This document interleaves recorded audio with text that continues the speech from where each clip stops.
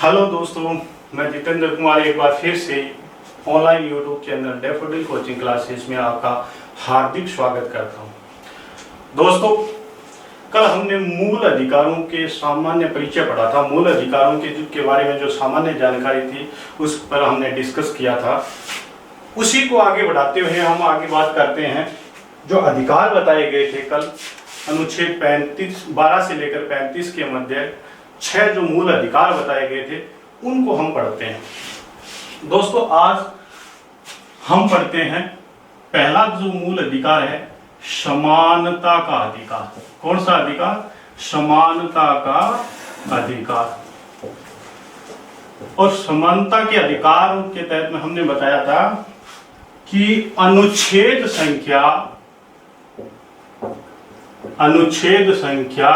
14 से लेकर के 18 के अंदर समानता का जो मूल अधिकार है इसका उल्लेख किया गया है। दोस्तों, कल हमने अनुच्छेद 12 और 13 को पढ़ा था। अनुच्छेद 12 में जो राज्य की परिभाषा दी गई थी उसके बारे में पढ़ा था। अनुच्छेद 13 के अंदर जो विधि शब्द को परिभाषित किया गया था उसके बारे में हमने पढ़ा था। अनुच्छेद 12 और 13 तो हमने पिछली क्लास के अंदर पढ़ लिया था। आज पढ़ेंगे अनुच्छेद 14 से लेकर के अनुच्छेद 18 तक, और इसमें समानता का अधिकार का उल्लेख किया गया है। दोस्तों, देखते हैं समानता का अधिकार क्या है। दोस्तों, ये 14 से लेकर के 18 तक कुल 5 अनुच्छेदों में इस समानता नामक मूल अधिकार का उल्लेख किया गया है। दोस्तों, हम इसको एक एक करके इन अनुच्छेदों को पढ़ते हैं। सबसे पहले हम बात करते हैं अनुच्छेद 14 की, कि अनुच्छेद 14 के अंदर क्या बताया गया। दोस्तों, इस अनुच्छेद 14 में 2 प्रकार की समानता की बात की गई। नंबर 1, 2 बातों का इसमें क्या किया गया है, उल्लेख किया गया है। पहला है विधि के समक्ष समानता। विधि के समक्ष समानता। दोस्तों, अनुच्छेद जो 14 है इसमें 2 बातों का उल्लेख किया गया है। पहली बात तो ये कि इसमें विधि के समक्ष समानता की बात करी गई। दूसरी बात इसमें कहा गया है कि जो ये हमारी विधियां हैं, इन विधियों का क्या किया जाए, विधियों का समान संरक्षण। क्या किया जाए? समान संरक्षण किया जाए। अनुच्छेद संख्या 14 में ये 2 बातों का उल्लेख किया गया है, विधि के समक्ष समानता और दूसरी है विधियों का समान संरक्षण। अब ये विधि के समक्ष समानता क्या चीज है, विधियों का समान संरक्षण क्या है, इसके बारे में हम डिटेल से पढ़ते हैं। दोस्तों, विधि के समक्ष समानता की जो ये अवधारणा है ये हमने ब्रिटेन के संविधान से ग्रहण की है। कहां से ग्रहण की है दोस्तों? ब्रिटेन के संविधान से हमने ग्रहण की। विधि के समक्ष समानता से क्या मतलब है? क्वेश्चन ये उठता है कि विधि के समक्ष समानता से अभिप्राय क्या है। तो इसका सीधा सा मतलब है कि कानून की दृष्टि से सब समान हों। यानी कानून है वो किसी भी व्यक्ति के साथ किसी भी आधार पर कोई भेदभाव नहीं करेगा। इसका मतलब ये हुआ। अब एक ब्रिटेन का एक विद्वान था जिसका नाम था डायसी। क्या नाम था उसका? डायसी। और इस डायसी ने एक कॉन्सेप्ट दिया था रूल ऑफ द लॉ का। किसका? Rule of the law. ये रूल ऑफ द लॉ का मतलब होता है विधि का शासन।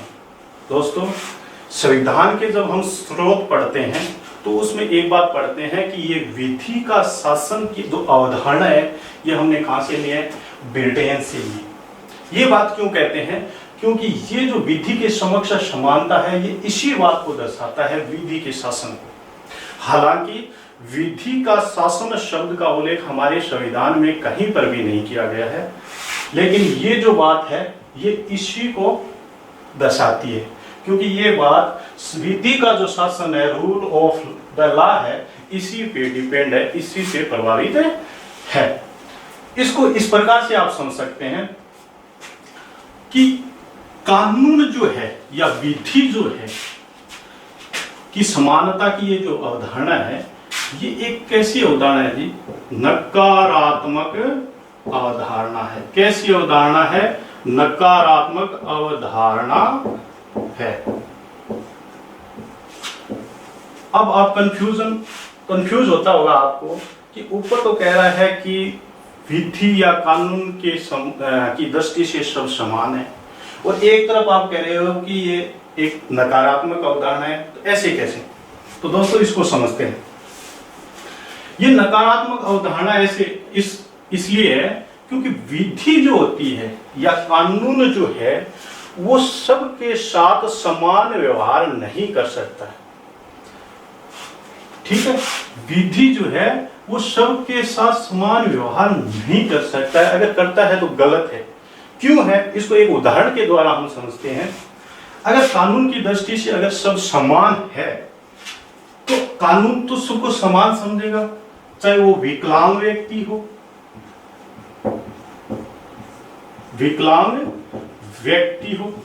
चाहे एक सामान्य व्यक्ति हो, सामान्य व्यक्ति हो। यानी विधि की दृष्टि से अगर जब सभी समान है तो वो विकलांग व्यक्ति को भी उसी दृष्टि से देखेगा जिस दृष्टि से वो सामान्य व्यक्ति को देखा है। अगर ये कहा जाए, विकलांग व्यक्ति को ये कह दिया जाए कि 1 किलोमीटर दौड़ आप 10 सेकंड में करके बताइए, और यही बात एक सामान्य व्यक्ति को कह दें कि 1 किलोमीटर दौड़ जो है वो 10 सेकंड के अंदर करके बताइए, तो क्या दोस्तों आप और हम जितना अच्छा परफॉर्मेंस कर सकते हैं, क्या उतना ही अच्छा विकलांग व्यक्ति कर सकता है? नहीं कर सकता है। तो यहां पर आपको ये ऐसा नहीं लगता कि इनके लिए क्या बनाया जाए, अलग विशेष नियम बनाया जाए, जबकि विधि तो कहती है सब समान है, सबके लिए एक ही कानून होगा।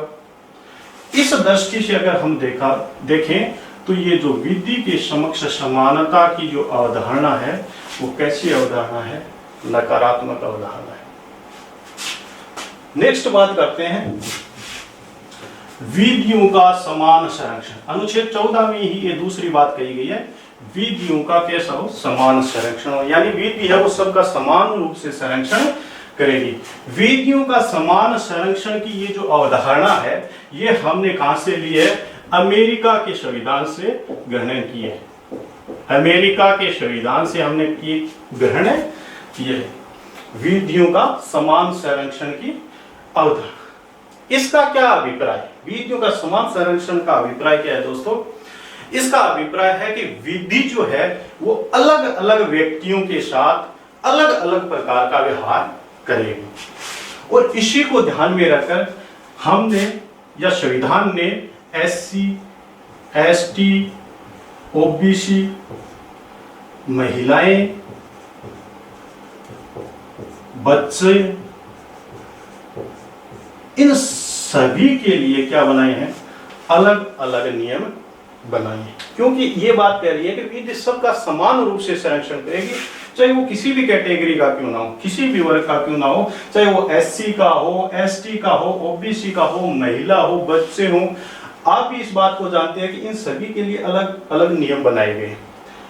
अगर ये तो कहता है कि सब समान है, सबके लिए एक ही कानून बनाए, ये कहता है कि सभी को अलग अलग नियम दिए जाए, अर्थात सभी के लिए सभी का क्या किया जाए? संरक्षण किया जाए, सभी के अधिकारों का संरक्षण हो, सभी को विशेष जो सुविधाएं हैं वो प्राप्त हो सके। अगर यही अवधारणा रहती तो सबके लिए एक नियम होता, और एक नियम होता तो सभी को अधिकार समान मिल नहीं पाते थे, इसलिए ये बात इसमें लिखी गई है।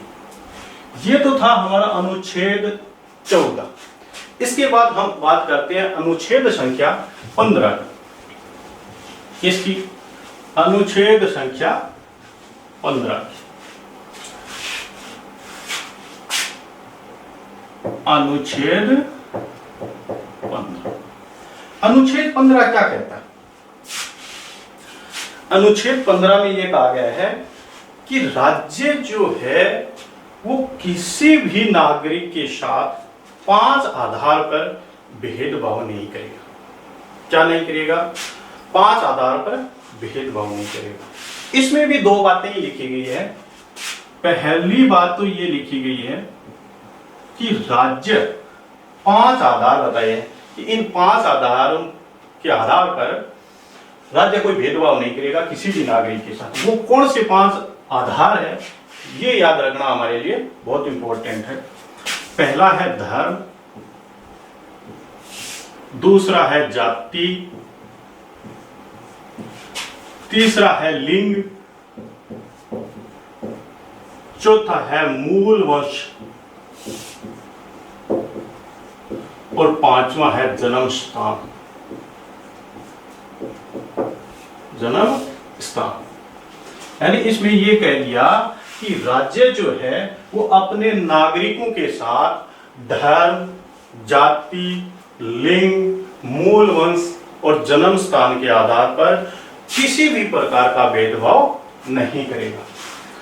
दोस्तों, मूल वंश धर्म हम जानते हैं, लिंग जाति के बारे में हम जानते हैं, जन्म स्थान के बारे में जानते हैं। मूल वंश की कई बार कंफ्यूजन हो जाती है। मूल वंश का मतलब ही क्या है? नस्ल होता है।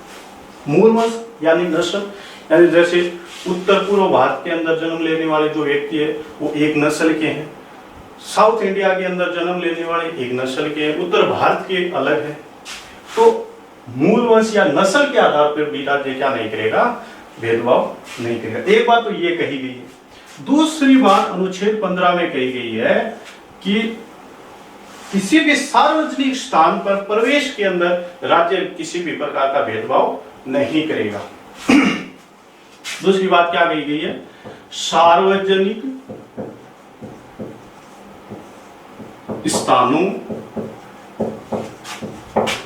में प्रवेश, सार्वजनिक स्थानों में प्रवेश के दौरान भी राज्य किसी भी प्रकार का अपने नागरिकों के साथ भेदभाव नहीं करेगा।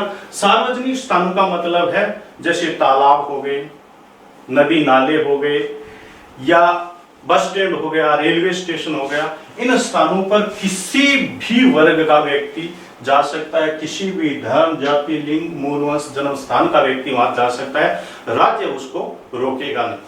तो ये 2 मोटी मोटी बातें अनुच्छेद 15 में कही गई है। पहली बात तो ये कह दी कि राज्य है वो अपने नागरिकों के साथ धर्म, जाति, लिंग, मूल वंश व जन्म स्थान के आधार पर भेदभाव नहीं करेगा।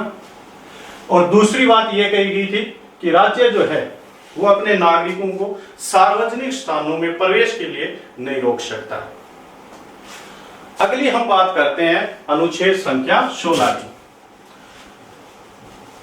अनुच्छेद 16, अनुच्छेद 16 में किस बात का वर्णन किया गया वो देखते हैं।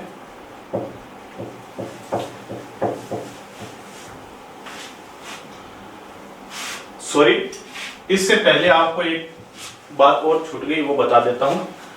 अनुच्छेद जो 15 था उसी का एक खंड है 15(4). क्या है? अनुच्छेद का 15 का ये एक खंड है, अनुच्छेद 15(4). ये दोस्तों सामाजिक न्याय की स्थापना करता है। सामाजिक न्याय की स्थापना करता है। ये सामाजिक न्याय क्या होता है? हमारे सामने क्वेश्चन उठ गया कि सामाजिक न्याय की स्थापना तो कर रहा है, लेकिन सामाजिक न्याय आप कहते किसे हो? तो इसका सीधा सा जवाब है कि हमारे समाज के अंदर किसी के साथ जाति, धर्म, लिंग, समुदाय, वर्ण आदि के आधार पर भेदभाव नहीं किया जाए। अगर इनके आधार पर भेदभाव नहीं होता है तो वहां क्या कौन सा न्याय होता है? सामाजिक न्याय की स्थापना मानी जाती है। ये सामाजिक न्याय की स्थापना करता है। देखिए दोस्तों, राज्य जो है इसमें यह कहा गया है कि राज्य जो है वो शैक्षणिक संस्थानों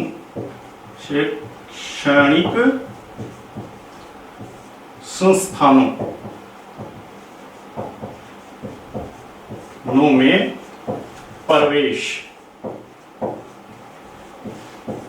राज्य क्या कहता है, इसमें क्या कहा गया है राज्य के लिए कि राज्य जो है वो शैक्षणिक संस्थानों में प्रवेश के दौरान जो सामाजिक व शैक्षणिक दृष्टि से पिछड़े व्यक्ति है उनके लिए विशेष प्रावधान करेगा। विशेष प्रावधान का मतलब यहाँ किससे है, आरक्षण से।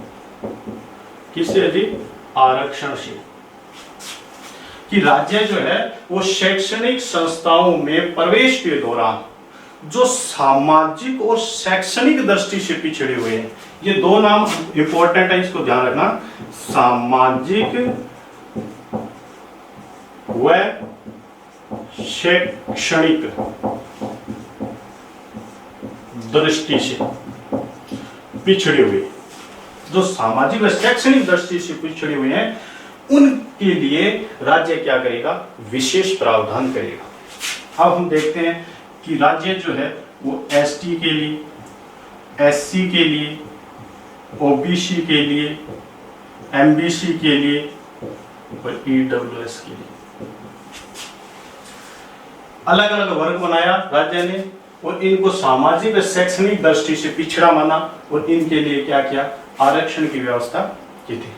दोस्तों आप इसको ऐसे समझिए कि आप जब कॉलेज या यूनिवर्सिटी में एडमिशन लेते हैं तो एससी की अलग मेरिट बनती है, एसटी की अलग मेरिट बनती है, ओबीसी की अलग मेरिट बनती है। ये जो अलग अलग मेरिट बनती है अलग अलग वर्गों की, उसका आधार क्या है, अनुच्छेद 15(4) ही है। इसी के आधार पर बनाया जाता है, क्योंकि इसमें राज्य को यह कहा गया है कि जो सामाजिक व शैक्षिक दृष्टि से पिछड़े वर्ग है उनके लिए शैक्षणिक संस्थानों में प्रवेश के दौरान विशेष प्रावधान करेगा या आरक्षण की व्यवस्था करेगा। अब बात करते हैं अनुच्छेद संख्या 16 की।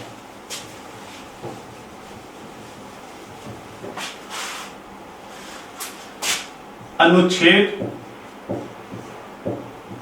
16, अनुच्छेद 16 क्या कहता है, अनुच्छेद 16 ये कहता है कि जो लोक नियोजन, क्या है, लोक नियोजन। दोस्तों लोक नियोजन का मतलब है सरकारी सेवाएं, सरकारी सर्विसेज, सरकारी नौकरियां, लोक नियोजन का अर्थ।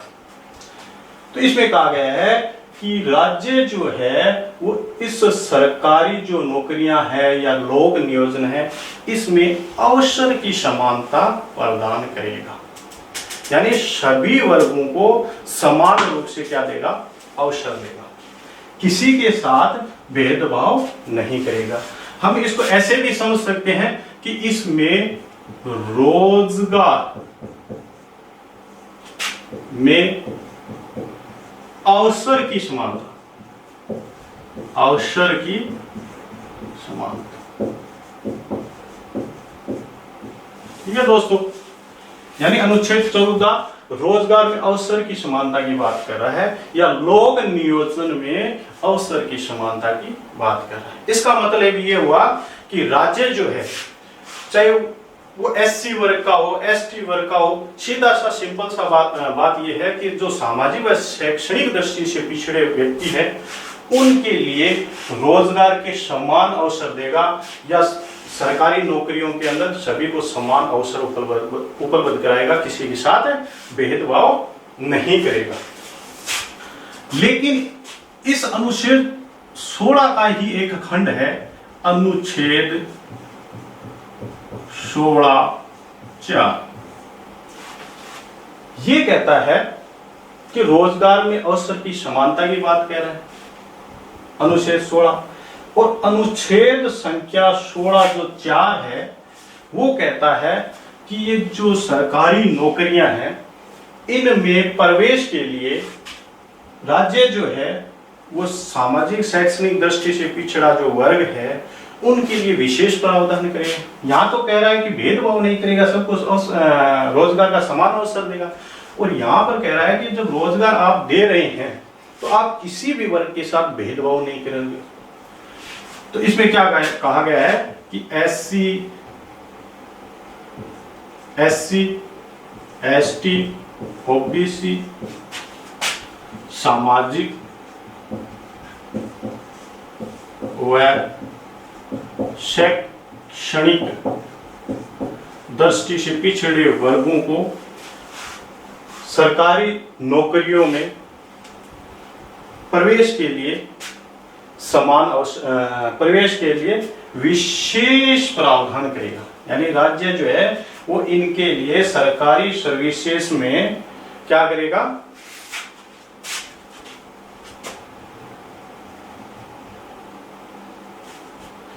सरकारी सर्विसेज में इनके लिए क्या करेगा, विशेष प्रावधान करेगा, विशेष प्रावधान करेगा।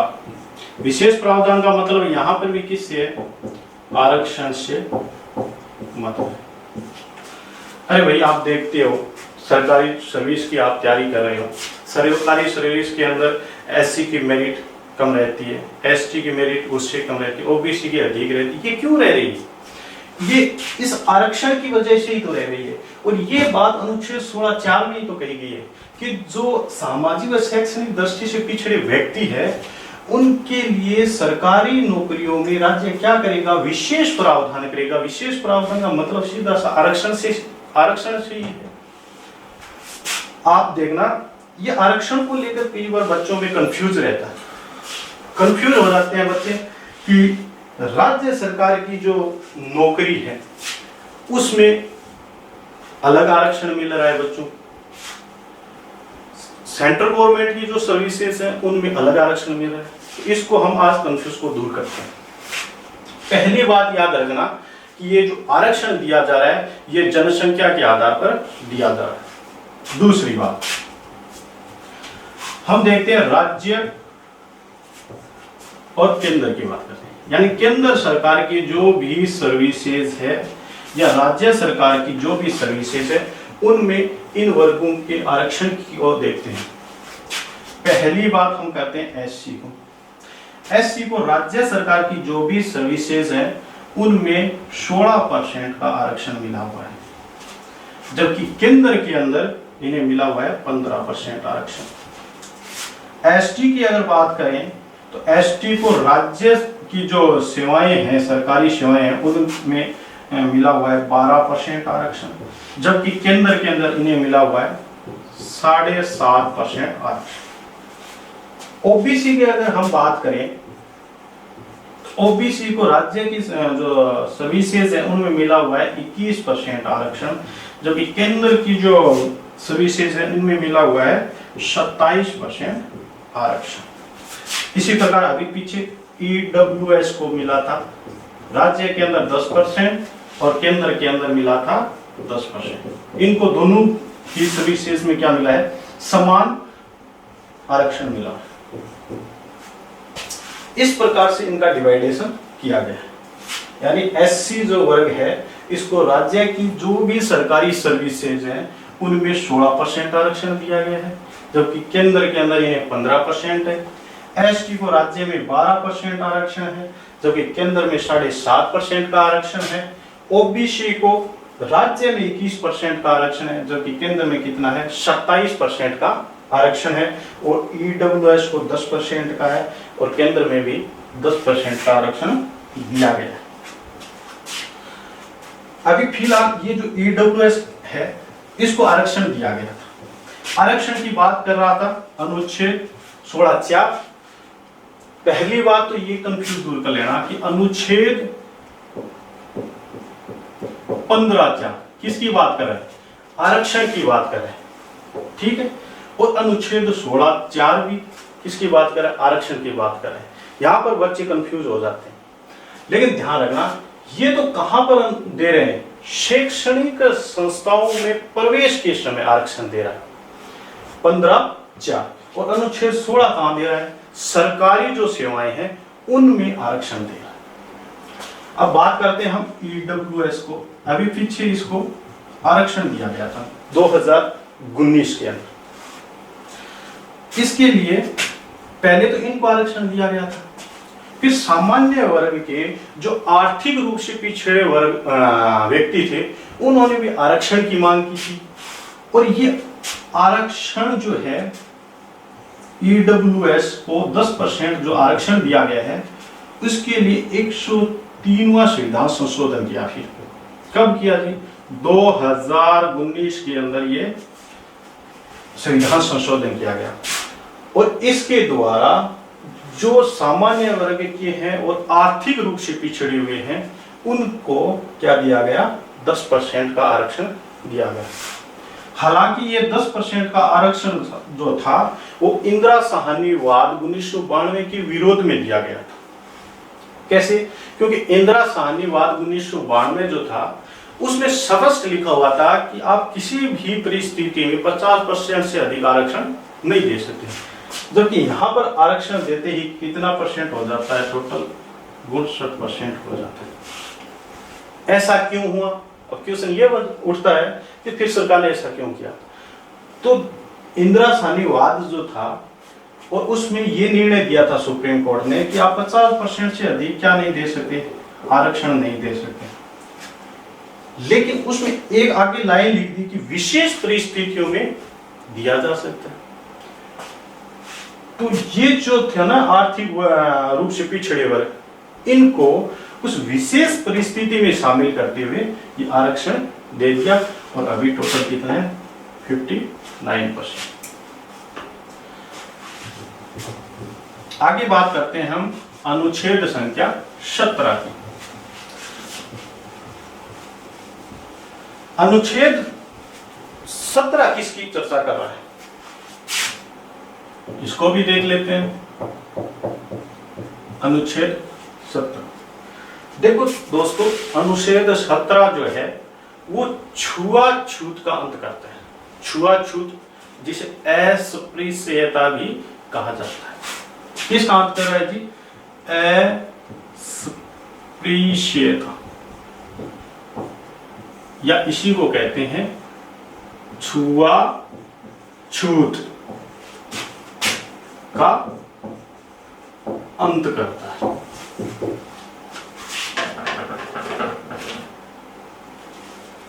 छुआछूत का अंत करता है, अस्पृश्यता या छुआछूत का अंत करता है। दोस्तों, इसको रोकने के लिए, अस्पृश्यता को रोकने के लिए सबसे पहले सन 1955 में एक कानून बना और उस कानून का नाम था अस्पृश्यता रोकथाम अधिनियम। अस्पृश्यता रोकथाम अधिनियम।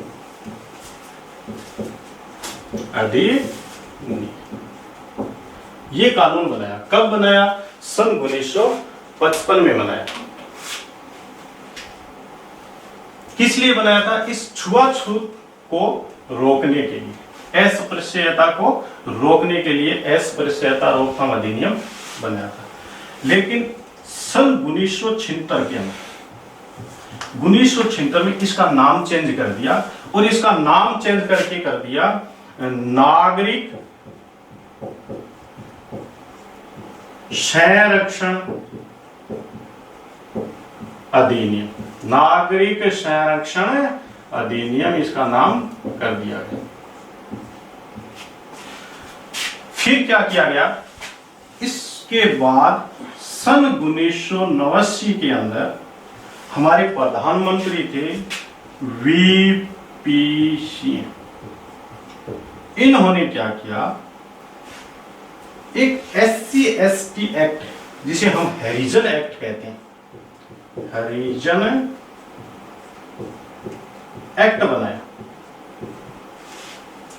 यानी ये जो हरिजन शब्द है ना, इसका सबसे पहले प्रयोग 1989 में ही किया गया और ये एक्ट इतना कठोर बनाया था कि अगर किसी व्यक्ति पर आरोप लगा दे तो आरोप लगाते ही अगले को क्या कर लिया जाएगा?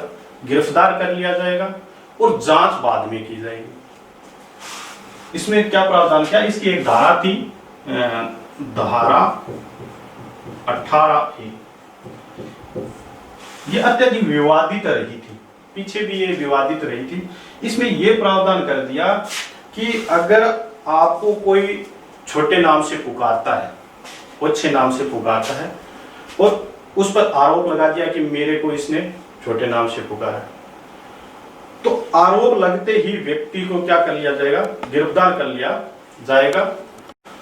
हाँ, तो दोस्तों बात कर रहा था मैं धारा 18A की, जो हैरिजन एक्ट की एक धारा है, और इसमें यह प्रावधान किया गया था कि अगर किसी व्यक्ति पर आरोप लगता है तो आरोप लगते ही उसको क्या कर लिया जाए, गिरफ्तार कर लिया जाए, जांच बाद में करेंगे। तो इसका पीछे विरोध भी हुआ था, और ये पीछे ही एक विवादित भी रहा था कि हमारी जो सुप्रीम कोर्ट है इसके आदेश पर सरकार ने इसको हटा भी दिया गया था। लेकिन आप जानते हो कि भारत में राजनीतिक दबाव कितना रहता है, राजनीतिक दबाव के कारण सरकार को इन्हें वापस जोड़ना पड़ा था। ये था हमारा अस्पृश्यता या छुआछूत का अंत की बात कर रहे थे हम, जो अनुच्छेद 17 में कही गई है। इनके लिए ये कानून बनाए गए हैं, इन कानूनों के द्वारा इस पर रोक लगाई गई है। अब बात करते हैं हम अनुच्छेद संख्या 18 की। अनुच्छेद 18 की बात करते हैं। अनुच्छेद 18 में जो ब्रिटिश काल की जो उपाधियां थी उनको अंत किया गया। यानी ब्रिटिश काल की जो भी उपाधियां ब्रिटिश काल में दी जाती थी, अंग्रेजों के समय जो उपाधियां दी जाती थी, उसका अंत किया गया है। किसके तहत? अनुच्छेद 18। यानी अनुच्छेद 18 में यह कहा गया है कि जो ब्रिटिश कालीन उपाधियां जो है वो अब नहीं दी जाएगी। सिर्फ दो को छोड़ करके सेना व शिक्षा। किसको? दो को छोड़कर सेना व शिक्षा को छोड़ करके किसी को जो ब्रिटिश कालीन उपाधियां हैं वो नहीं दी जाएगी। अब सेना के अंदर आज भी ब्रिटिश कालीन उपाधियां दी जाती है, शिक्षा में भी दी जाती है। जैसे इसमें सेना के अंदर बात करें तो ब्रिटिश काल के अंदर कर्नल, लेफ्टिनेंट कर्नल की उपाधियां वगैरह दी जाती थी, वो आज भी दी जाती है, क्योंकि इसको छूट दी गई है सेना को अनुच्छेद 18 के द्वारा। शिक्षा में डॉक्टरेट की उपाधि दी जाती है। ये उपाधियां सेना व शिक्षा दो क्षेत्र में तो आज भी दी जाती है, ये अनुच्छेद 18 में लिखा हुआ है। लेकिन बाकी किसी भी क्षेत्र के अंदर ब्रिटिश काल के समय की जो उपाधियां हैं वो नहीं दी जाएगी। ये एक बात कही गई है अनुच्छेद 18 के अंदर। दोस्तों 2 जनवरी 1954 2 जनवरी 1954 में एक अध्यादेश के द्वारा या सुप्रीम कोर्ट के आदेश के द्वारा सरकार ने क्या किया, 2 पुरस्कारों की शुरुआत की, भारत रत्न पुरस्कार और पद्म पुरस्कार। क्योंकि 18 के अंदर ये बात कहती कि ब्रिटिश काल की उपाधियां तो समाप्त कर दी जाएगी, तो फिर 2 जनवरी 1954 को भारत रत्न और पद्म पुरस्कार नामक 2 पुरस्कारों की शुरुआत की थी। और आपको पता ही होगा कि जो पहला भारत रत्न पुरस्कार है वो 1954 में किसको दिया गया था? डॉक्टर सर्वपल्ली राधाकृष्णन। किसको दिया गया? राधाकृष्णन को दिया गया था। डॉक्टर सर्वपल्ली राधाकृष्णन को भारत का पहला भारत रत्न पुरस्कार दिया गया था। ठीक है, आज तक टोटल 48 दिया गया है। लास्ट में नानाजी देशमुख जो है उनको दिया था, 3 व्यक्तियों को दिया था एक साथ, प्रणब मुखर्जी को, नाना देशमुख और भूपेन हजारिका को। ये बेसिक बातें आप याद रख लेना। तो 1954 के अंदर भारत रत्न और पद्म पुरस्कार, भारत रत्न व पद्म पुरस्कार, इन 2 पुरस्कारों की शुरुआत की थी। लेकिन सन 1977 के हमारे प्रधानमंत्री थे मोरारजी देसाई। जो मोरारजी देसाई की सरकार थी 1977 में, उस समय ये जो पुरस्कार थे इन पे क्या लगा दी, रोक लगा दी। कहा था कि अनुच्छेद 18 जो है वो उपाधियों का अंत कर रहा है, तो फिर ये उपाधियां क्यों दी जाए। जबकि 1954 में इसकी शुरुआत की गई थी, 1977 में मोरारजी देसाई की सरकार ने ये जो 2 पुरस्कार दिए जाते थे इन पर रोक लगा दी कि ये पुरस्कार नहीं दिए जाए। इसके बाद 1980 की बात है, 1980 में सरकार बनी किसकी, इंदिरा गांधी की। और इंदिरा गांधी ने क्या किया, इन पुरस्कारों की शुरुआत पुनः कर दी, पुनः इनकी शुरुआत कर दी। ये तो पहली बात थी कि ब्रिटिशकालीन उपाधियों का अंत किया जाता है सेना व शिक्षा को छोड़ करके। इसके अलावा एक बात इसमें और भी कही गई, वो देखते हैं हम क्या बात कही गई है। इसमें दूसरी बात ये कही गई थी, सुप्रीम कोर्ट ने आदेश दिया था कि भारत का कोई भी नागरिक दूसरे देश की उपाधि ग्रहण नहीं कर सकता, तब तक नहीं कर सकता जब तक कि वो राष्ट्रपति की स्वीकृति नहीं ले लेता। कहने का मतलब ये है कि राष्ट्रपति की पूर्व स्वीकृति के बिना भारत का कोई भी नागरिक अन्य देश की किसी भी प्रकार की उपाधि ग्रहण नहीं कर सकता। तीसरी बात ये कही थी कि कोई भी व्यक्ति अपने नाम के आगे या पीछे उपाधि नहीं लगा सकता। ये 3 बातें अनुच्छेद 18 में कही गई थी। पहली बात, ब्रिटिशकालीन उपाधियों का अंत किया जाता है, सेना व शिक्षा को छोड़कर किसी भी क्षेत्र में ब्रिटिशकालीन उपाधियां नहीं दी जाएगी। दूसरी बात ये थी कि व्यक्ति जो है वो राष्ट्रपति की स्वीकृति के बिना किसी अन्य देश की उपाधि जो है वो ग्रहण नहीं करेगा।